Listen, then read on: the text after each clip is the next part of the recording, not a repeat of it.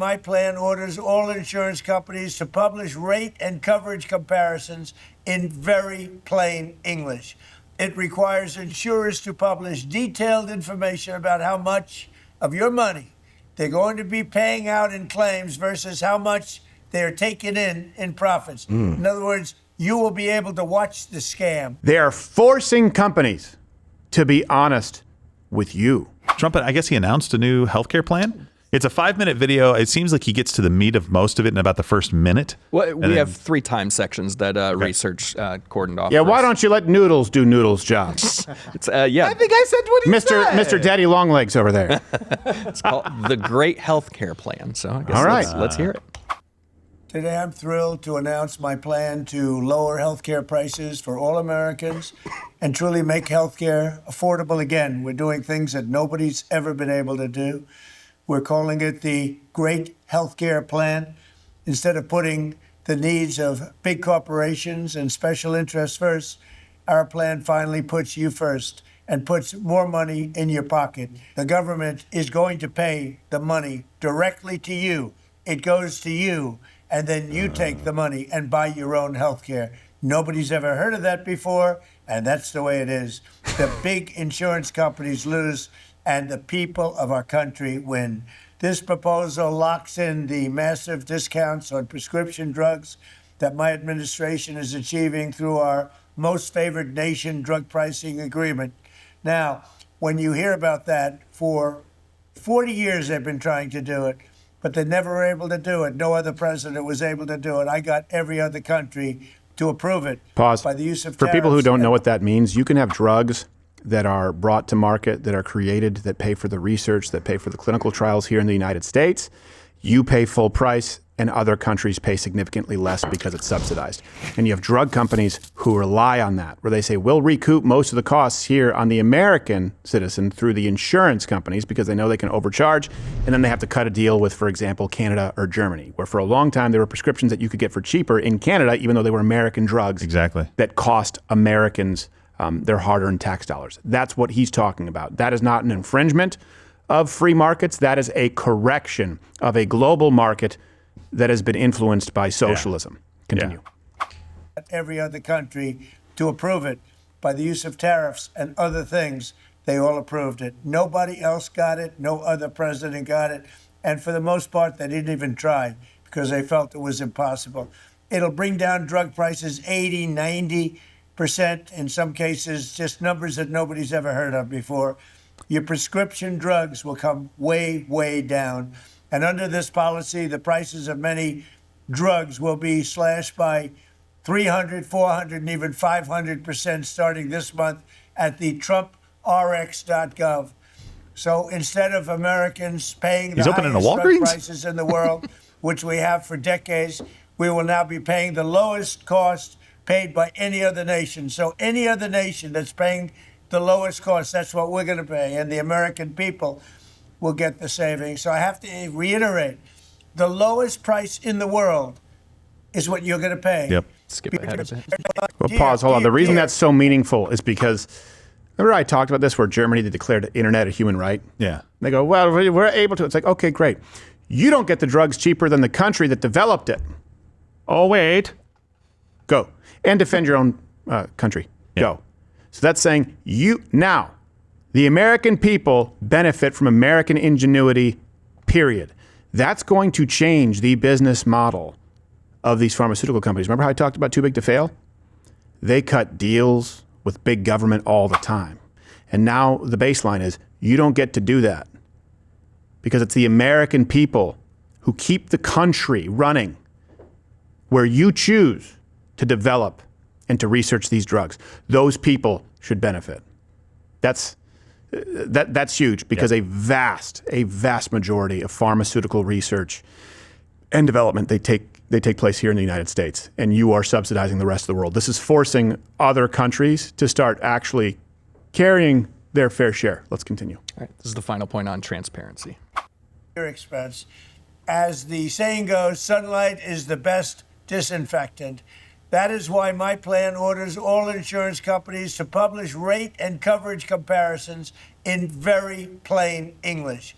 It requires insurers to publish detailed information about how much of your money they're going to be paying out in claims versus how much they're taking in profits. In other words, you will be able to watch the scam. It forces them to release detailed data on how many claims are being denied and whether those denials are eventually overturned on appeal. And most importantly, it will require any hospital or insurer who accepts Medicare or Medicaid to prominently post all prices at their place of business so that you are never surprised and you can easily shop for a better deal or better care. And you're going to end up doing both. You're going to get a better deal and better care. We will have maximum price transparency and costs will come down incredibly. And this is where people say, oh, big government. They'll try. I can already hear the liberals. Oh, I thought you were for little government. You're okay with the government forcing companies to. They're not forcing companies to conduct business. They're not forcing companies to take on a risk, for example, like no pre-existing conditions. They are forcing companies to be honest with you. That is entirely appropriate. How many of you, let's be honest, how many of you have been shocked where you go in, it could be for an MRI, it could be for a simple procedure, and then you get a bill, you go, wait, what? This doesn't, but that's not in line with what my coverage is supposed to be. Right. Mm-hmm. Now you have the ability to, what this does is changes, you find out afterwards to, beforehand, and you can make a decision. Hey, what do you think that'll do for competition? If everyone has to post their prices, if everyone has to post where they're generating revenue, how they are denying claims, and before you go in to that MRI room, before you get on that operating table, before you get under that anesthesia at the dentist's office, you're going to shop around. And they're going to have to compete for you. Right now, how do you shop around? How do you shop around? Have you ever noticed, too, this is one you see it with car insurance a lot, too. You don't see it as much with health insurance companies because they don't advertise in the same way.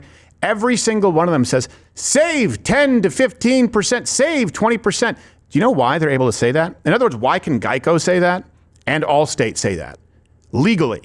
Here's why. If you're switching to another insurer, someone else has already incurred the risk. Meaning if you're at Geico and you switch to State Farm, they go, oh, okay, let's see your history. We're able to actually now make a risk assessment and we can save you money, whereas Geico wants to keep you in at that rate. Same thing if you're going from State Farm to Geico. Be the same thing with insurance companies. They lock you into a rate. You don't know what it is exactly. You don't know what you're paying. You don't know what the plan is. They change it and you find out when you get the bill. Okay, before I get this bill, just like a restaurant, just like any other goods or services, I am going to be able to look through prices and see what is best for me. It's one of the only places, one of the only areas of our free market where you don't get to do that. And by the way, people, this puts the pressure on people. In other words, it's not the government. The government's saying you have to let people know. You're going to be the ones who hold them accountable. If you see that your insurance company is denying twice the claims and they are making record profits, not just revenue, but profits, and you see another insurance company who deny far fewer claims and they're still making a profit, it just might be more reasonable, well, then you err on the side of going with the company that seems to value their customer. This really does put, if it's implemented correctly, again, this is breaking right now, I'm seeing it for the first time. These are the kinds of solutions that are perfectly in line with a conservative view of government. We are not anarchists. We don't believe that the government has no role. And every single one of us has wondered how insurance companies get away with it when you get hit with a bill that in no way resembles what you were promised. Or you get rejected for something that in no way resembles their parameters as to what should be rejected. This gets rid of the scam. Transparency. How could anyone be against that? You want to tell me that's going to burden them with more costs than, for example, forcing them to accept everybody? It may be, if this is implemented properly, it may be the most brilliant approach to, at least as far as the first step toward fixing healthcare that I can think of. It's like insurance across state lines and tort reform on steroids. Yeah. Because tort reform and insurance across state lines, but specifically that would be, if you were in Utah and you had a plan that was, let's just say, $10,000, and there was a plan in Arizona that was $5,000, guess what? You're stuck with $10,000. That's what you pay. So we said, well, open it up across state lines just so people have more options.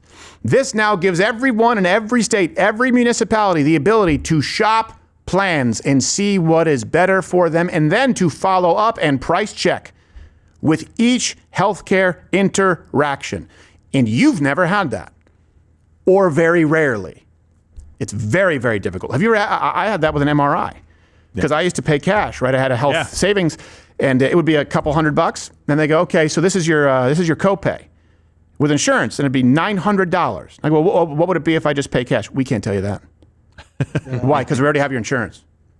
We can't offer you the cash price because we know you have insurance. Well, how about if I don't want to use my insurance? Right. Well, something got to be done about the medical providers too. What do you mean? No one talks about the providers ever. There's talk about insurance companies and government intervention. No one ever talks about why does an MRI cost that much money? Well, and that's a good question. Here's why. Why? Well, I know because insurance and they can but why are they allowed to do that? Why are they allowed to go, oh, well, if the insurance company, why are they allowed to take advantage of the insurance company? Not that I'm a bleeding heart for insurance companies, for crying out loud, but why are they allowed to do that? Why are they allowed to charge so much money for a machine they've already recouped their cost from? Well, it's not them taking advantage of the insurance companies. It's an agreed upon lie. In other words, if you look at the increase in costs, so this solves a lot of that. It's one of those things where if you look at the ballooning healthcare costs, it's not going to, for example, the doctors. It's not going to. It's going to these insurance companies. They're doing companies. Quite nicely. They're doing okay. They're doing quite nicely. But the $1 billion bonuses. The nicest building in Dallas is probably the hospital. It is, and what funds that is the insurance payouts too. They work with insurance. Then you have to go, if you want to get cash or you want to pay cash, you go to a place where you have some doctor who still does pretty well, but he actually answers the calls of his patients. They exist. They're nowhere near as big because the infrastructure is designed around these giant insurance companies, and the ballooning costs is kind of like with education. It goes to the administration. It's not really going to teachers. It's not going to kids. These ballooning costs, for some reason, the insurance companies just keep making more. And I get it. It's better than single payer insurance. It's better than government health care, but it's not actually a free market because it's not transparent. So this will allow us to determine. I believe it's the largest industry in America. The largest single industry, healthcare. I think so. Yeah, that makes sense. It's the biggest moneymaker in America. Yep. And also one of the most crippling, financially crippling industries. And they have been getting a blank check from the government for a very long time. Well, and getting transparency into this, and listen, I'll say something and not be able to fully flesh this out, but just take me at my word, do some research for yourself. But healthcare costs are going to trend to zero with AI. It's going to take a little bit of time, but they are trending towards zero. So that solves the long-term problem. In the short term, you've got to be able to make stuff more transparent. You have to be able to lower drug prices. As AI helps us find cures to diseases, you're going to just basically have companies selling those drugs. And okay, that doesn't really help out a lot. Yeah, you cure a disease and that's phenomenal, right? But you don't really see the benefit of that if you're still having to pay for it. As far as economically, it's not cheaper, it's just better, right? Mm-hmm. That's great. But it will trend to zero. And just about everybody who's in a position of authority within the community and AI working on this stuff right now believes that, and it's going to be the case. But until then, right? So there's optimism, but until then, you have to do things like Donald Trump is doing, making it more transparent, making sure drug prices, we get the most favored. Why would we pay more than other countries when we bore the burden through whatever subsidies and whatever university system we had set up to make sure that we had the best educated people in the world to invent the drugs in the first place? Why would we pay $500 for something when you can pay $8 in France? That doesn't make any sense at all. Yeah. Right? France is happy for you to pay it. The insurance companies are happy for you to pay it. And the pharmaceutical companies are happy for you, exclusively, the American worker, to pay for it. That's the truth. And now you get to say, I don't think I'm paying for that. That's the change. I think it's a good thing. We'll see how it's implemented. Oh, you're still here, which is a miracle in the age of Instagram and shorts. I think you have some shorts up there.